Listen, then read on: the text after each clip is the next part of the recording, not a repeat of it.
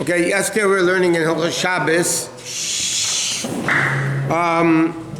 what Malacha Sheina Tzricha L'Gufa is. And we discussed you do the Malacha, but you do it for a different purpose than it was done in the Mishkan. So then it's only rabbinic, la halacha, it's only rabbinically forbidden, not biblically forbidden. We also learned that it has to be a constructive thing, not destructive, unless if you're doing the destructive in order to do the constructive, like you knock down a building to build up a bigger building, so then that's part of the constructive things.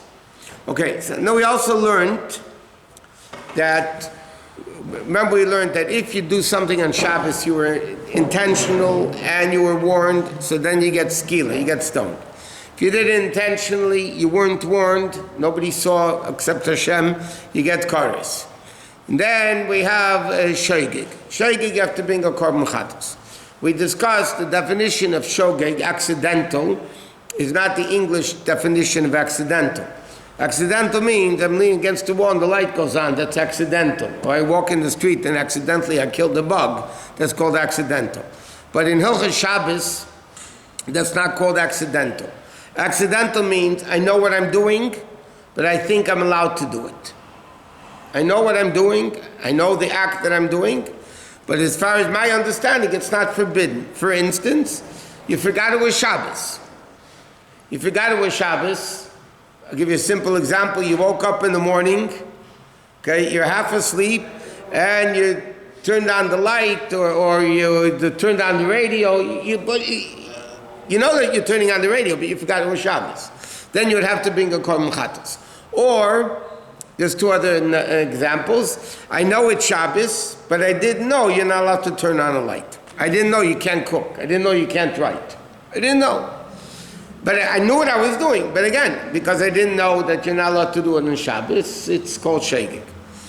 And another example of what shogeg Shulchan Aruch says is, you ask a shaila to a Rav, are you allowed to do something or not on Shabbos?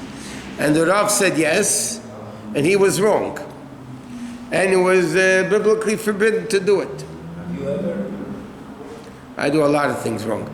And then, so it's the same concept. I knew what I was doing, but I thought it was allowed because the Rav told me I could do it. So again, it's the same concept of shogeg. Over there you go into a choshen mishpat question, who has to pay for the korban chatos? Does the Rav have to pay for it, or does the person pay for it? But that's a totally separate issue.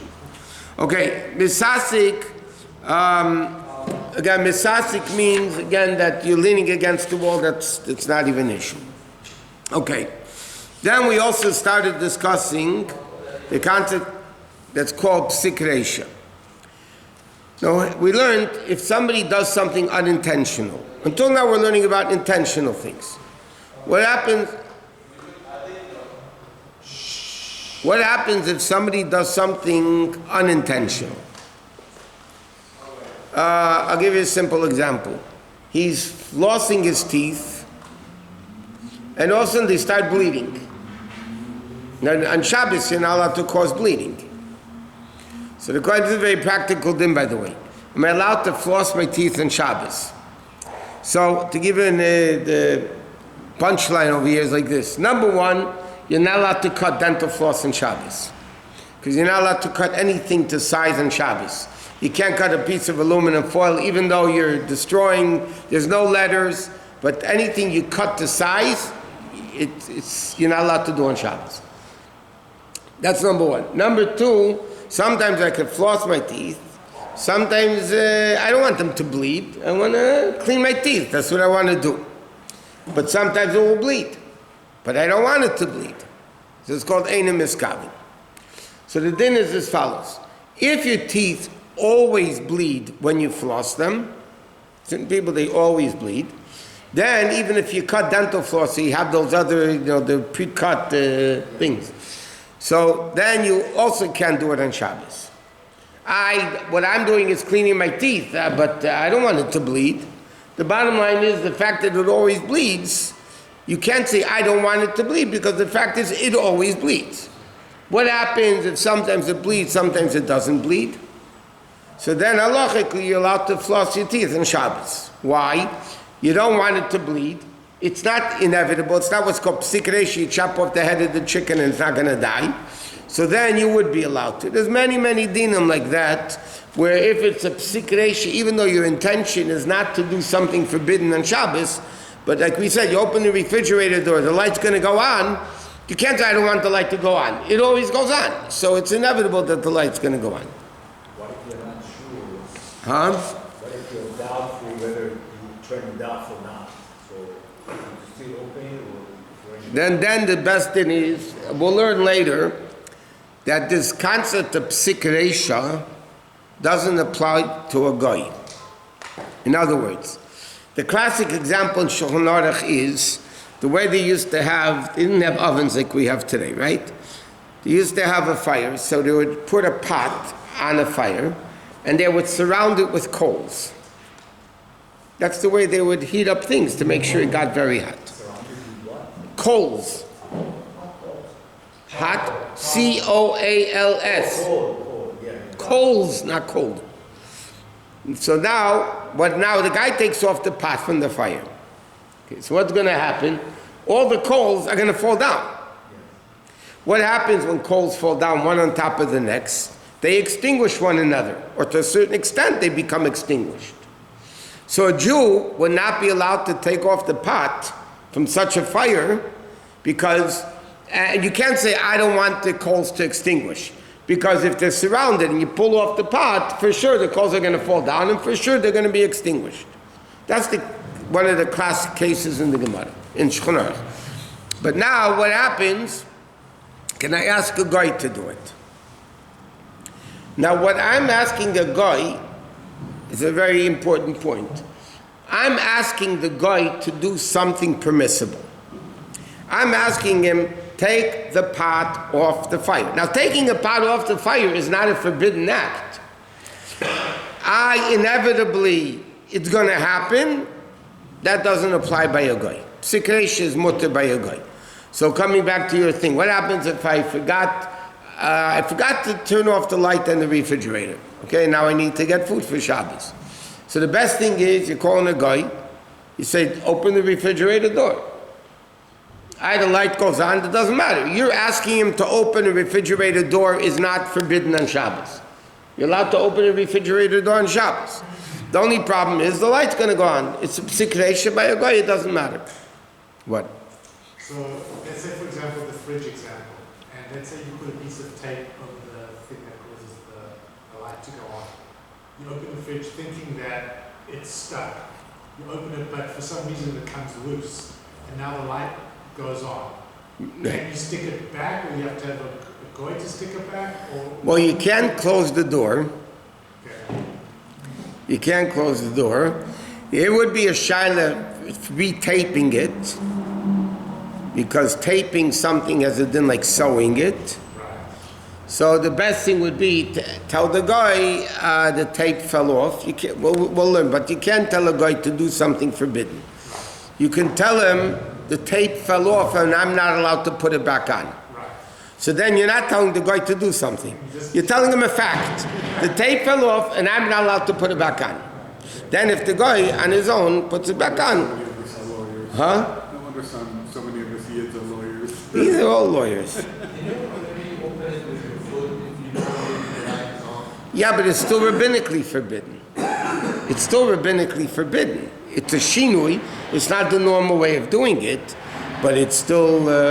Now, the biggest problem, by the way, I know we're going off topic, is the new modern appliances. Those are very, very big problems, because you have the new modern refrigerators, have sensors, and it says the degrees, and you open the door, then it starts talking, the door's open, good morning. You know, they have all these, and then you have different lights going on with different sensors. Those are a very big problem on Shabbos. So now they have what's called Shabbos mode. So now you can buy refrigerators and stoves and a lot of other appliances that have what's called Shabbos mode. Now the Shabbos mode you also have to be careful about. It doesn't work for everything, and some people are more makel than they should be, with the Shabbos mode. So we'll get to one day. We'll talk about more details into the Shabbos mode. But the Shabbos mode, officially what it's supposed to do is do a few things. Number one, it turns off the light. So you put it on before Shabbos, you press Shabbos mode, so then it does the lights off for the whole Shabbos. Then it also makes sure that a lot of times you open a door, especially of a freezer, if it's a frost-free freezer, when you open the door, why is there no ice buildup like in the old fridges? Because when you open the door and the air goes in, which causes the thing to melt, and therefore it makes ice, okay? So what happens is a fan goes on, that's what it is, a fan goes on, and therefore it doesn't allow the ice to melt, and therefore it's frost-free. But if by opening the door, the fan goes on right away, that's again a Pesik Reisha. You're turning on an electrical appliance on Shabbos, which wouldn't be allowed. So they have a lot of things in the ovens, but the ovens, there's a lot of issues with this.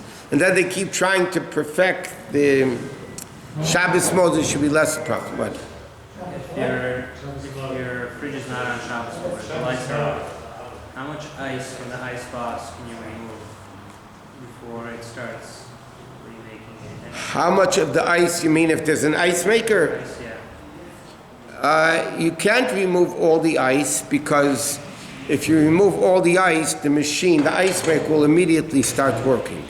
Yes. There's a lever that falls into the tub, and it's gonna start making ice as soon as it goes lower. Yeah, so you can put it It beyond. doesn't have to go all the way down. Okay, but I'm saying, so whatever the level is of it going down. I'll give you an example. You have the 5-gallon water bottles, yeah? Which ones? The one here. Those ones, the arrow, the machine. The Spark is, he wants to know which company we're advertising. Okay, so now you have, let's say, the big 5-gallon bottles, yeah? And they have cold and hot, let's say, right? So the hot, for sure, you can't use. Why? Because when you take out hot water from the machine, cold water goes in to fill it up, and it immediately starts cooking it on Shabbos, okay? But now the question is, can I take out cold water from the machine? Now, as everybody knows, if I take out a lot of cold water, if I take out a lot, the machine immediately starts working again. So then I can't take out that much water. But if I want to take out a cup of water, then the machine will not start working right away. Indirectly, it's going to go on later, that's not an issue. But if I take out, let's say, a full pitcher of water, a lot of times, the machine will start working right away, and then you can't do it, because that's not indirect, it's direct. If the light is off, you open the door, if the engine is off, when you open the door after like a few seconds, the engine starts working. Okay, so first of all, there's a big issue. I mean, the world is makel today. But generally speaking, there's a big argument in halacha, should I open the refrigerator when the motor is working or when the motor is off? When the motor's off. So if you look in contemporary halacha that deal with these things, one opinion says you should open the refrigerator door only when the machine's on, when the mechanism is on. Why? Because if you open it when it's not working, you're letting in warm air, and then it's going to go on, and so you're causing the machine to go on. Other people say no. If you take it when the machine's on already, you're going to make the machine stay longer to cool, because so then there's different opinions. Bottom line is, most people, I mean, I can't say everybody's makel, but I would say in the world maybe 95% or more of people, from people in the world are lenient, because it's not happening right away. It's happening slowly, not right away. The bigger problem, I'll give you again, we're going way out of order, but let's say you have your oven on at 300 degrees, okay? And you're going to open it, and let's say no light goes on in the oven. So you're going to open the oven to take out food. That you're not allowed to do on Shabbos. Why? Because the oven's 400 degrees. The house is 70 degrees. So right away, cool air is going to go into the oven. And it's going to make it start working. Okay? right? So that's a big problem. So the question is, it doesn't apply here, but how can I walk into let's say New York is 10 degrees during the winter. Yeah, it's 10 degrees, and the house is set for 70, 75, whatever. I walk into the house, so cold air is going into the house, so the heat's going to start working quicker. Why is that allowed? You know, people go into the house and... Okay, 1 second. So there's a fundamental difference. First of all, yeah, but there's a difference between the refrigerator and its stove, in the oven. There's still a difference. It's the same concept. Cold air is going in, it's going to make... Okay. The difference is like this. If the house is 70 degrees, and let's say the refrigerator is set at 40 degrees, it's only a 30-degree difference. Okay? So, but if you walk into a house from 10 degrees to 70 degrees, it's also only a 60-degree difference. But if your house is 70 degrees and the oven is set at 400, you're talking about a 330-degree difference. That's a very big difference, causing the heat to be continued.